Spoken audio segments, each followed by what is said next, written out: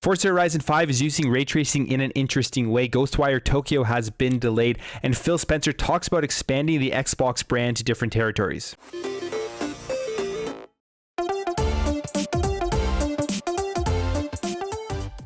So as we know, with Forza Horizon 5 coming up in September, there is a lot of interest in the game and how it looks, because when they showed off the initial trailer, it looked absolutely amazing. One of the things that was missing in the gameplay of this game is going to be ray tracing, as that's only going to be available in the Forza Vista mode, which is where you are going to be able to just browse cars and they're going to have ray tracing shining off the cars, all that kind of stuff. But it looks like that's not going to be the only implementation of ray tracing in Forza Horizon 5, as the lead audio designer Fraser Strucken talked about how they are going to be using ray tracing for audio. So he says here, so we have taken ray tracing and we're using it throughout the world.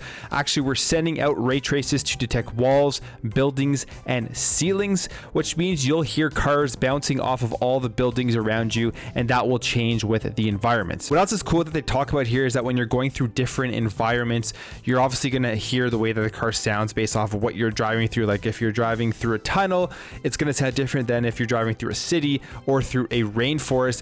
And they say here, by using spatial audio, and if you have Dolby Atmos, which you can get on your Xbox by that one fee, it's like $17 in Canada, so probably like $15 in the United States.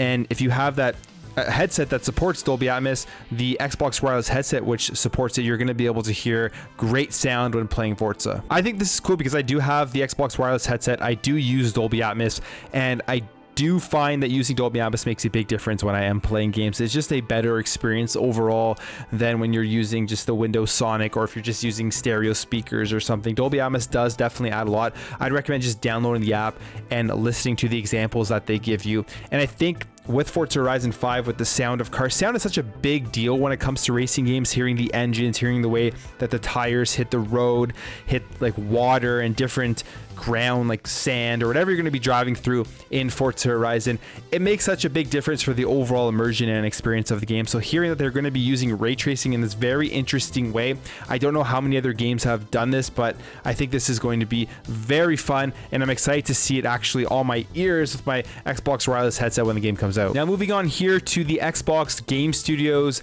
timed PlayStation 5 exclusive Ghostwire Tokyo. This game was supposed to be coming out in 2021, but they put out this post today saying that they are going to be delaying the launch of Ghostwire Tokyo until early 2022, saying we want to get the game in your hands as soon as possible so you can experience the unforgettable version of a haunted Tokyo that we've been hard at work building. At the same time, we're also focused on protecting the health of everyone at Tango. Our new release window will give us time to bring the world of Ghostwire to life as we've always envisioned it.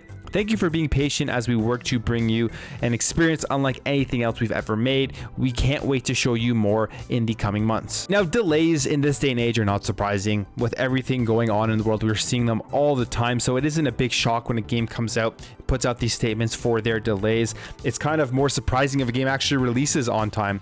And I'm completely fine with delays. If they take their time to make sure that the game comes out, it's complete, it works well, it's a good game, rather than rushing it out and then having to do all of these updates and go through like the Cyberpunk 2077 fiasco, which was absolutely terrible.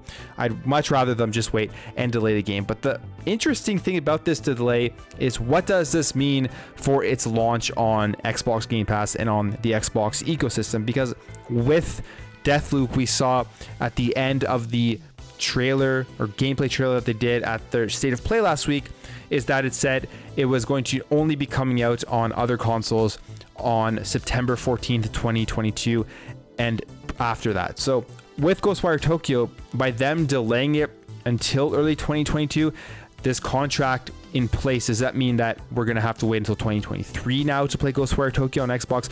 Or is the contract based off of the original date that the game was supposed to come out? We have no idea. Once they show more about it, I'm sure they'll do another PlayStation trailer where they won't mention anything about it being an Xbox Game Studios game, and they'll have that little fine print at the bottom saying that it is going to be coming out on console probably a year after its release, or whatever stipulated in the contract. And then finally, Phil Spencer did an interview with The Guardian, and he talked about a lot of interesting stuff with Xbox. I'll probably make some more stuff talking about the other things that he said, However, this was one thing I really wanted to talk about. I think it's very interesting because both Phil Spencer and Matt Booty were in this interview, and they were talking about expanding Xbox to new demographics and territories. And they say here that this is something they definitely want to do, and how they want to do this is by building studios in these demographics, in these territories. So like India, Africa, South America, where they can actually create games that those territories will want to play. So Phil Spencer says, in terms of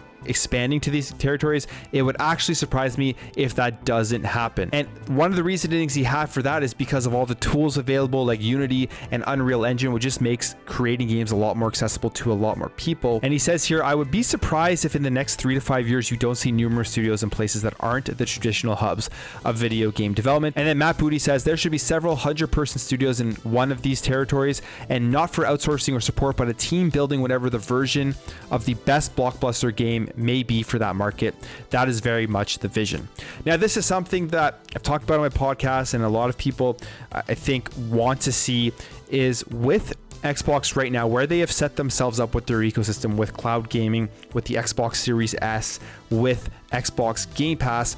It is an absolutely prime time, a perfect time to expand into other territories, because it's really a deal that a lot of people just can't pass up. Getting an Xbox Series S and Game Pass is the best deal in gaming. And within Game Pass, there are a lot of those games that different countries really play a lot, like GTA, like FIFA, like PUBG. If somebody walks into a shop or they buy it online or whatever, they will see that getting an Xbox Series S and Xbox Game Pass is going to give them access to all the games that they want to play, and it's such a great opportunity. What else is interesting is this is a petition that has just come up on change.org asking Xbox to globalize properly. So it's a very huge want for a lot of people. I've even seen it in my comments from people from different countries, India, Africa, asking for Xbox to kind of come to their countries and give them access to the Xbox Series X and S, give them access to Game Pass, xCloud, all of these things they want access to. And I strongly believe Xbox is working on doing that. It's not just as simple as snapping the fingers and getting the stuff out there. Obviously, it's like a big business move. They got to make sure that they do it correctly.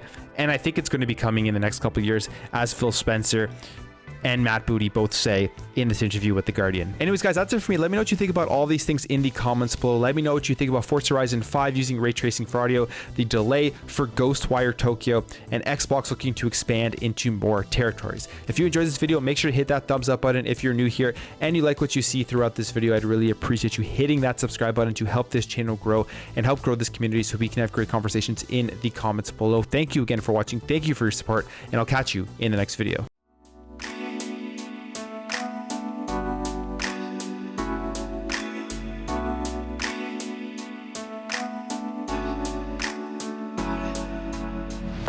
Bye.